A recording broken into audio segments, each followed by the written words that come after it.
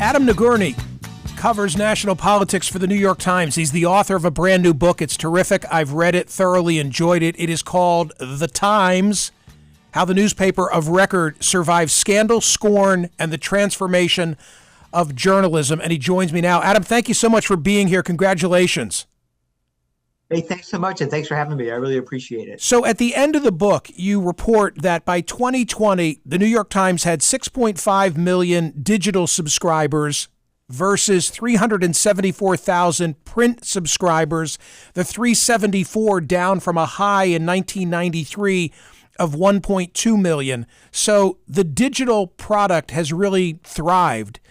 Would that have been the case but for Donald Trump being elected in 2016? Would the newspaper have gotten where it ended up as quickly as it did?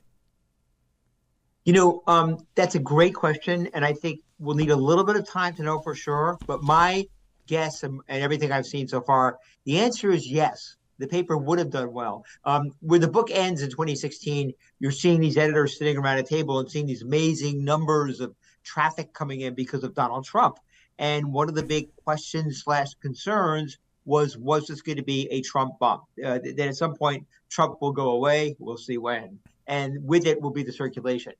Here's what happened. I think the newspaper, the organization, made a really broad effort to improve its news presentation in every department, right? But second of all, to do things like the Wordle, NYT Cooking, Wirecutter, The Athletic, things that brought in more readers. So as a result, what we're seeing now is that the latest digital circulation figures for the Times is, I think, 9 or 10 million. It's still going up. I don't want to be ridiculous and tell you, we might be having this conversation in 10 years and the numbers have plummeted again. But right now it seems to have used the Trump numbers as a platform to keep building the paper and its circulation. It's a fun part of the book because you walk us through, I think, the genesis of it. It begins with an internal memo. What is the internet? And then you trace the whole growth, including at one point, I didn't know this, there was an IPO that was contemplated just to be able to fund what was going to be necessary so that the Times could go in this direction. Adam, I am old school, and you and I are also recording this by YouTube, so hopefully you can see I'm holding today's print edition in my hand. I read countless newspapers each and every day. I like to say that I read for a living more than I speak for a living. There's only one newspaper that I want to touch, and I feel like my day is deficient if I don't actually have a copy of this in my hands, and I have a routine every morning and I get it at the same place. It's kind of funny because you tell a story in the book about, I think it was Barbara Bush, complaining about the ink coming off on her fingers and sometimes getting on her clothes. And I remember always having that experience, but like the ink must have changed along the way because that's no longer an issue today. Yeah, I think I didn't get into that part of it, but I do believe they figured out a way to make the ink less smearing. But you're not alone, Michael. There are a lot of people who need and want to read the New York Times on paper every day. And I know for myself, my routine is the first thing I want to do is look at the print newspaper in the morning. Part of that is because it's important for me to organize my day around what I think or what the editors think are the 7 most or 6 most important stories of the day. The front page serves a purpose for me. Now, that said, in my opinion, in 10 years, 15 years, maybe 20, but probably closer to 10, there won't be much of a print edition left. I mean, I think it's right now, it's still making money. It's catering to a, dare I say, a slightly older audience, not including you, of course. And it's going down. The numbers are going up in digital. So I think that's where the future is. Well, I hope that pendulum swings. I hope that pendulum swings because my day wouldn't be by the way, I'm not buying into everything I read in it, certainly not the editorial page and the columnist, but it's an integral part, I think, to be an informed person, even if you're in disagreement with the Times. Let me ask you this. I would think this a very intimidating task because everyone with the newspaper, everyone associated with the newspaper, you had to know is going to read your work with a very critical eye, and many of them are writers. Like, I'm glad you did, but why take on that challenge, and didn't you find it intimidating? Yes, I think one reason why it took me so long to kind of pull the trigger on doing this is what you said. I knew I'd be writing for a very specialized, opinionated, smart audience, and people who could read this and fly spec it really intensely. And I think in a way, it has made a lot of the reactions so far very gratifying from people who know parts of the story, who said they learned a lot about it and talked with praise about the way the story was researched and the way it was presented. In one example of what you're saying, I talked to I talked to 6 of the surviving executive editors, and that was a little intimidating because they're all retired now, but they are the best of the best. And I would sit there and be really a little bit nervous, frankly, about what I was saying. But also it was valuable because points would come during these interviews where they would say, well, maybe you could frame the story like this or think about it like this. So it was like working with a great editor on a story, and I'd walk away and write down the idea and steal it when I wrote the next chapter. It had its plus. Adam Nagourney's book is called The Times, and I should explain that it covers a time period of 1976 when A.M. Rosenthal is named executive editor through the election of Donald Trump in 2016. Behind the scenes, a lot of personalities, a lot of drama, a lot of characters, and I say that as a term of endearment. By the way, as I look at today's Times and I look at the portion of the paper that describes the leadership, it's amazing that this remains a family-owned newspaper. A.G. Sulzberger is the publisher, and then you give all of the predecessors of A.G. Sulzberger. Adolf, is it pronounced Ox or Oaks? Ox, yeah, Ox. Yeah. Okay, Adolf Ox, Arthur Hayes Sulzberger. I don't know how Orville Dreyfus got in the midst of Dreyfus, yeah. Got in the middle of this. Yep. Arthur Ox Sulzberger Jr. You cover 2 publishers and, 6 or 7 executive editors. And the book opens with Arthur Sulzberger Jr. walking to his retirement party, I think at MoMA in 2018. That's right. It's his father that was known as Punch, right? Right. Talk to me about the differences between those 3 generations, meaning also Arthur Gregg Sulzberger, the 6th in line. Yeah, I mean, I think it's a really interesting question. I think Arthur Jr. in many ways was different from his father and tried to turn the times away. He was obviously younger. He was more forward-looking digitally, right? He was from a different generation. He had different sort of sensibilities about gay employees, about women employees, about people of color. A lot of it was generational, but he was much different. And I would argue that in many ways, the paper is where it is today, a success because of Arthur Jr. On the other hand, his father, who I only met once, was very different as a personality. His father was outgoing and warm, and people liked him. And Arthur Jr. was a little bit more shy and uncomfortable in his own skin and not as much of a warm, engaging character as his father. His son, A.G., again, I've only met his grandfather once, reminds me more of his grandfather. I think he's more engaging, a little more comfortable in his own skin. I think, like his father, he is very forward-looking, and like all 3 of them, understands the legacy, I would argue, the mission they have as being the last major family-owned newspaper in the country. And per your original question here, I think one of the reasons the Times has been, I would argue, a financial and journalistic success is because it's a family enterprise, and the family was invested in its success, not as a business, but not only as a business, but also as one of the best, if not the best newspapers in the country. Help me with the pronunciation. I'm going to spell a woman's first name, Iphigene. Iphigene was, she's the matron of the Sulzberger family. She, I think, and I suggest in the book, I think that in another generation, she might have been the publisher, right? Clearly this was a time when women, with the obvious exception of the Washington Post, were not made publishers at the New York Times. She was a brilliant, strong-willed, very influential woman at the paper. I like Alan Siegel's job. And I'm going to just quote from a part of the book where you talk about his role. You say, but in a newsroom that began many mornings with a barrage of withering memoranda. It was the other notes from Siegel that were remembered. Scorching, unequivocal, sarcastic, vaguely menacing. Quote, we do not use this expression, he wrote, circling in green the phrase pro-abortion in a headline. Quote, I would like a memo on how it got in. Name names, please. Who am I talking about? And what is a greenie? What is a memo known as a greenie?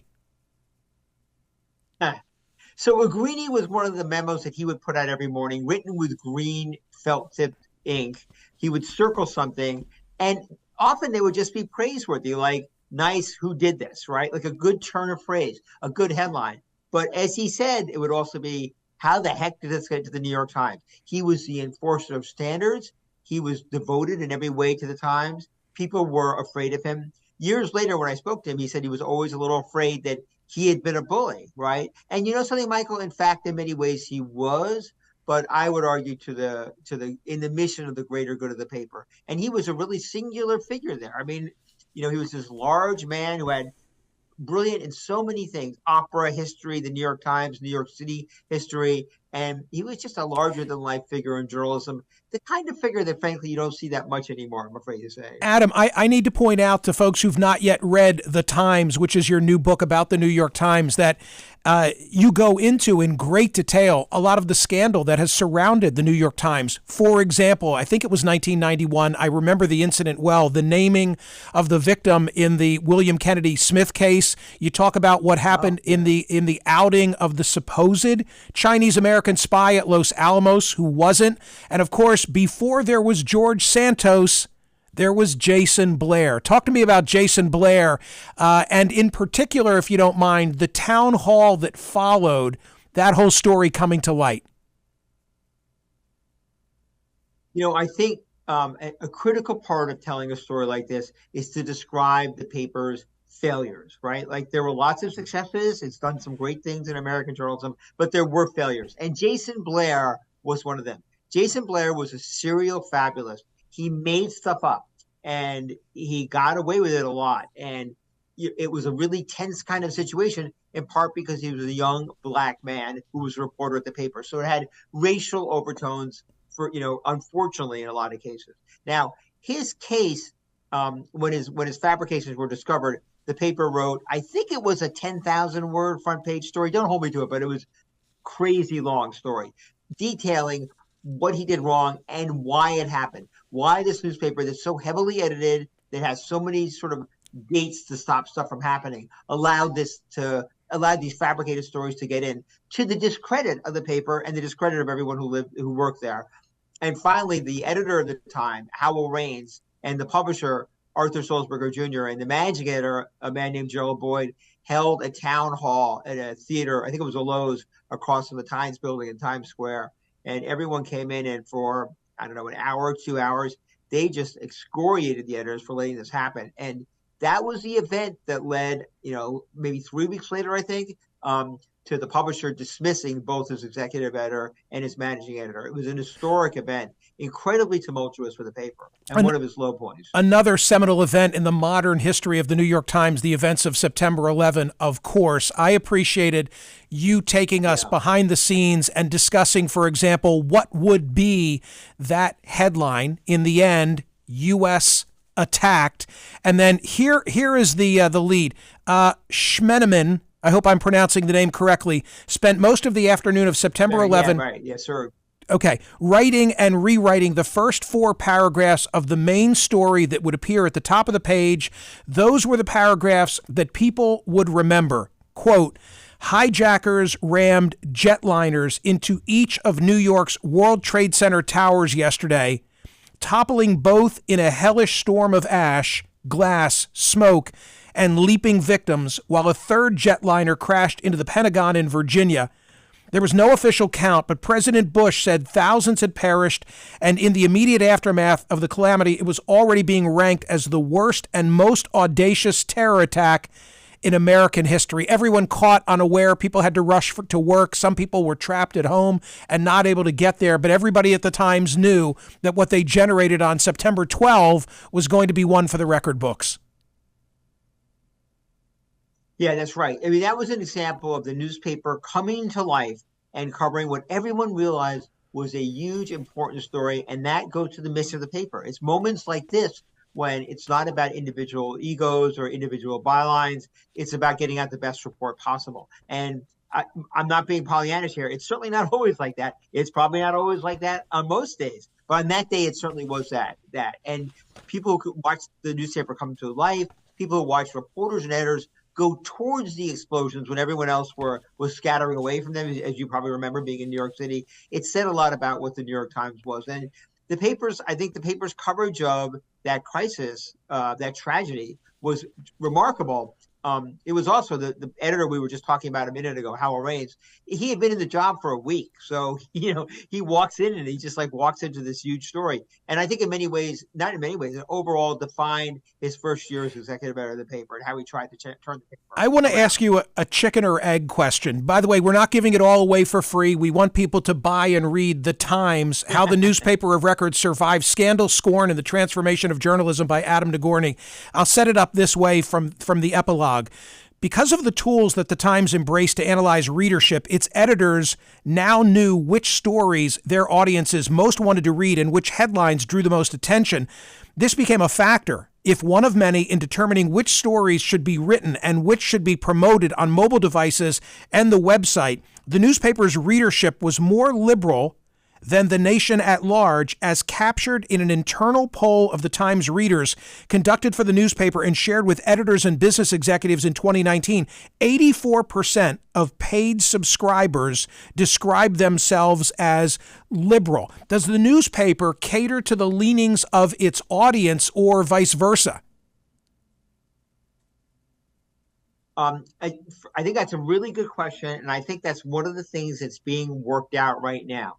I think the paper is devoted to trying to do what the New York Times does, right, which is cover the world really well. It's aware of its readers. It's aware of the political leanings of its readers. But I think the best thing it can do is just to try to present the news down the middle. That's not true of the editorial page. But if you look at the editorial page, there's diversity of opinion there. I think you go to a larger issue that the paper is trying to navigate now, which is it's mainly supported by reader subscriptions, not by advertisers anymore, by readers. So you need to be aware of what readers want to read, and you have to be sensitive, at least, when people get upset about it. And we have these internal counters that tell you how many people are reading each story, how long they're staying with the story, how much they're engaged with it. So I think there is a temptation, as I write there, to write stories, market stories, promote stories based on what we know, what the paper knows readers want to read. I still think, and I think they're largely successful at this, that the main mission of the paper is to try to present a picture of the world every day as down the middle, and I don't want to say the word objectively, but as even-handedly as possible. That's the tension. I do believe the paper is working it out. I do think that if I were to ever do another book like this, which I won't, that's one of the things that's being worked out right now that will be resolved in the next couple of years. Final question, and we only have 60 seconds left. I mean, the Times has been successful in entering and thriving in the digital age. I don't know that other newspapers can look at this blueprint and imitate it. I don't know that that space is big enough for anyone other than maybe the Times and maybe the Journal and maybe the LA Times, but I think it's a limited universe. Your thoughts? Listen, I agree with you, okay? I wonder, looking what's going on now, whether there is a world where people are going to subscribe digitally to 4 or 5 newspapers. It's not cheap, right? And I look at a fantastic paper like the Washington Post, which is obviously struggling with revenues right now as they try to figure out a way to capture this market.